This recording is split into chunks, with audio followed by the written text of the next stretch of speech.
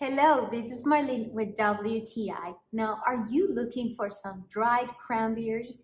Well, then I will definitely recommend these ones from Ocean Spray. I love that they add that sweetness to any of my good things that I am eating. So when it comes to salads, I love to add these ones on top. When it comes to oatmeal or even banana bread, oh, it is super, super yummy. Now, one of my favorite things to add these ones to is yogurt. And I love adding these to my yogurt because it adds that sweetness to my yogurt that it's already a bit sour. So I absolutely love that.